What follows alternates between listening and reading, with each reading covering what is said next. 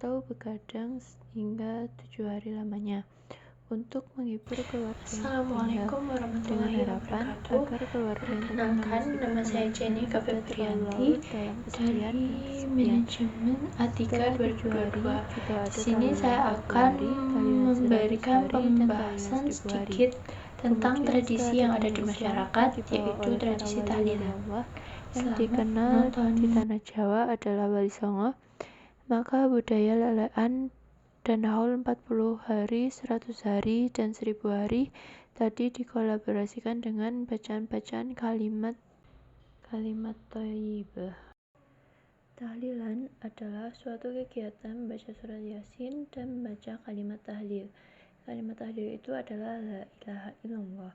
Tahlilan berarti sebuah tradisi keagamaan di Indonesia, umumnya di Jawa khususnya, berupa majelis zikir yang dilakukan pada hari tertentu yang inti kegiatannya memuji Allah dengan membaca ayat-ayat Al-Quran, membaca tahmid, tasbih, takbir, dan tahlil, serta istighfar dan sholawat Nabi SAW, dan mendoakan serta memohonkan syafaat pada Nabi Muhammad SAW bagi keselamatan muslimin dan muslimat semua serta yang sudah meninggal dunia. Karena kata atau kalimat la ilaha illallah yang paling banyak dibaca, maka muncullah istilah tahlilan dalam pengertian yang kedua atau yang mungkin hanya dikenal di Indonesia, lalu dikira warisan Hindu, padahal merupakan warisan sahabat Nabi dan tabi'in yang cerdas dan kreatif dalam beramal soleh berdasarkan sunnah nabinya. Kemudian mereka menentukan waktu dan cara pelaksanaannya. Ustadz Noval bin Muhammad Al-Idrus dalam bukunya menyampaikan bahwa Imam Ibnu Hajar Al-Haytsami dalam fatwanya, Abu Nuaim Al-Asbahani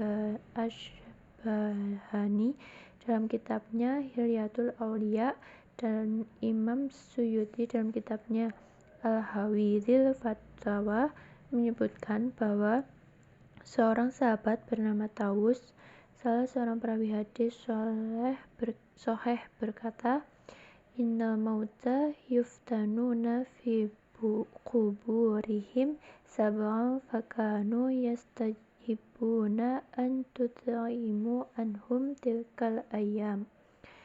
Yang artinya, sesungguhnya orang yang telah meninggal dunia mengalami pertanyaan, fitnah di dalam kuburnya selama 7 hari. Oleh karena itu, mereka mewakili yang meninggal suka sekali menghidangkan makanan pada hari-hari itu. Ustadz Noval melanjutkan bahwa Ubaid bin Umar, sang orator, salah seorang sahabat Nabi, pernah berkata bahwa yuftanu rajulani mu'minu wa munafiqu fa ammal mu'minu fa yuftanu sab'a wa ammal munafiqu fayuftanu arba'ina sabaha. Dua orang yang mengalami fitnah atau pertanyaan kubur, yaitu orang mukmin dan orang munafik. Adapun orang mukmin mengalami fitnah atau pertanyaan kubur itu selama 7 hari, dan orang munafik mengalami fitnah pertanyaan kubur selama 40 hari. Berdasarkan kedua atsar atau perkataan sahabat Nabi dan tabi'in tersebut, maka jelaslah bahwa tahlilan yang biasa dilakukan oleh sebagian umat Islam Indonesia mulai dari 1 sampai ke 7 dan bahkan 40 harinya sudah kematian bukan warisan agama lain, melainkan tradisi warisan sahabat dan tabi'in yang diamalkan dari generasi ke generasi hingga sekarang. Inti acara tahlilan yang lain, di samping adanya majelis zikir sebagai wadahnya, juga mendoakan orang yang sudah meninggal sebagai isinya. Setelah lebih dahulu memuji Allah dengan melantunkan ayat-ayat suci Al-Quran, bertasbih, bertahmid, beristighfar, bersolawat, dan bertahlil, memungkinkan mendoakan orang yang sudah meninggal. Ini yang dipersoalkan, karena konotasinya bermacam-macam. Bisa berarti memohonkan ampun orang yang sudah meninggal, membaca surat dan ayat-ayat tertentu, menghadiahkan pahala kepada orang yang sudah meninggal, dan istilah lain kiriman doa. Yang pertama yaitu memohonkan ampun orang Islam yang sudah meninggal.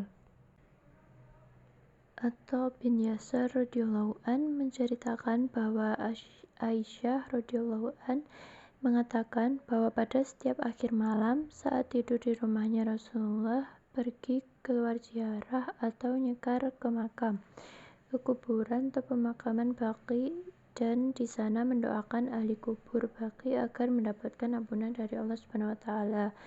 Dalam hal ini Imam Muslim meriwayatkan, Assalamualaikum dara qaumin mu'minina wa ataakum ma tu'aduna ghadan mu'ajjiluna wa ana insyaallah bikum lahiqun.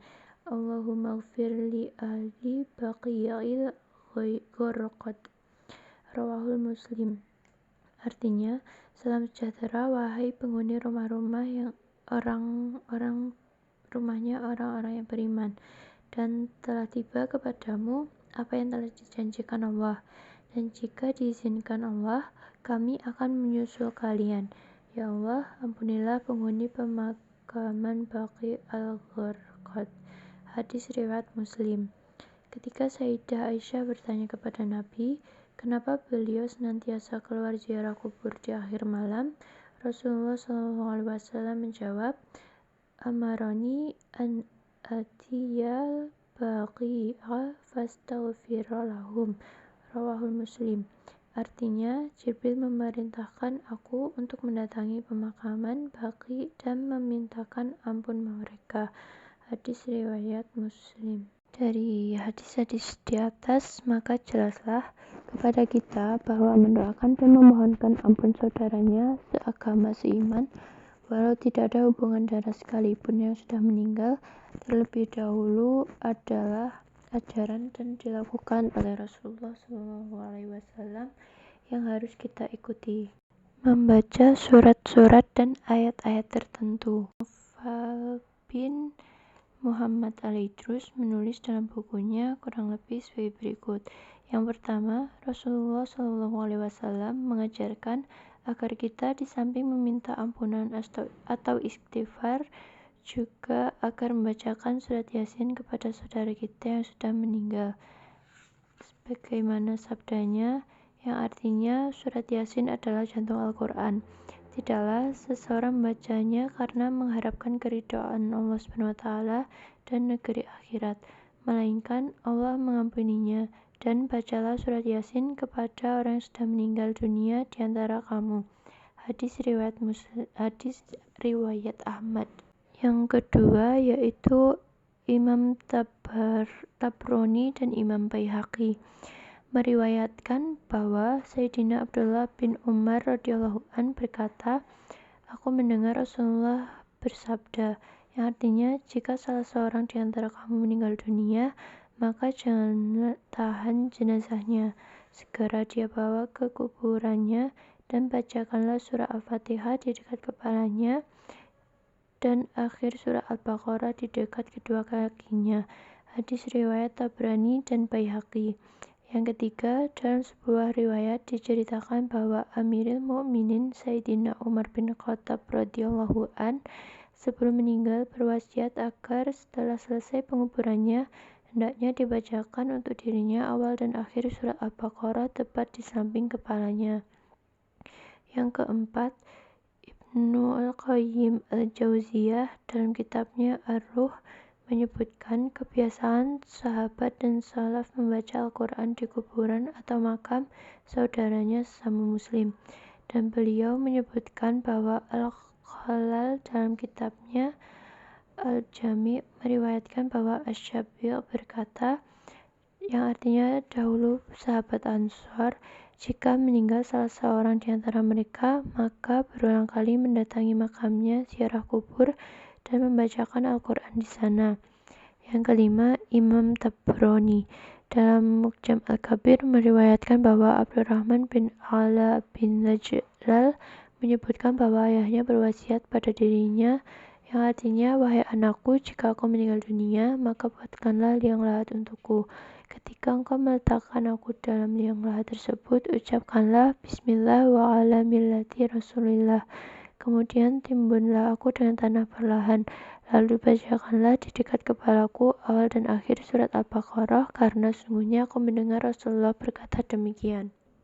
Poin yang ketiga yaitu menghadiahkan pahala kepada orang yang sudah meninggal. Istilah lainnya yaitu kirim doa. Poin ini mengandung pengertian bahwa orang yang sudah meninggal masih mendapatkan tambahan pahala kebaikan di catatan amalnya walaupun ia sendiri sudah tidak dapat beramal lagi.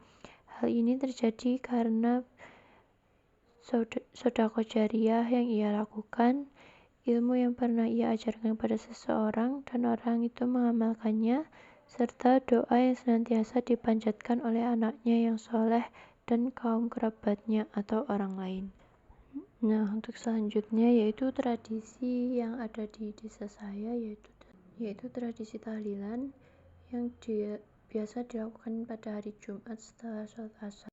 Tradisi ini sudah dilakukan oleh para warga masyarakat sejak saya kecil, terutama dilakukan oleh ibu-ibu pada hari Jumat.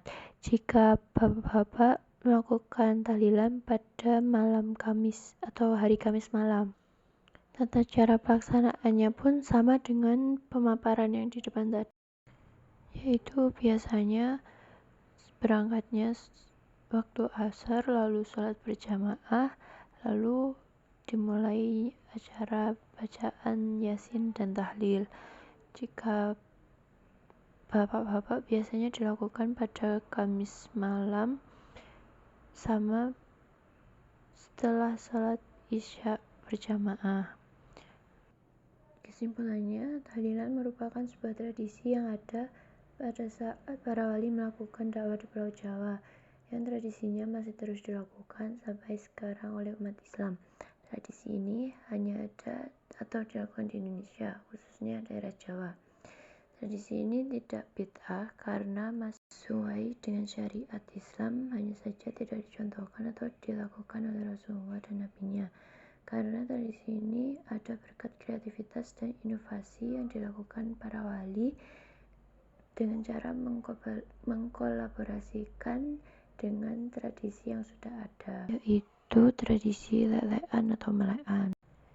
Sekian dari saya. Apabila ada salah kata maupun salah dalam pelafalan hadis tersebut, saya mohon maaf yang sebesar-besarnya. Sekian, terima kasih. Wallahul muwaffiq ila aqwamit thoriq. Assalamualaikum warahmatullahi wabarakatuh.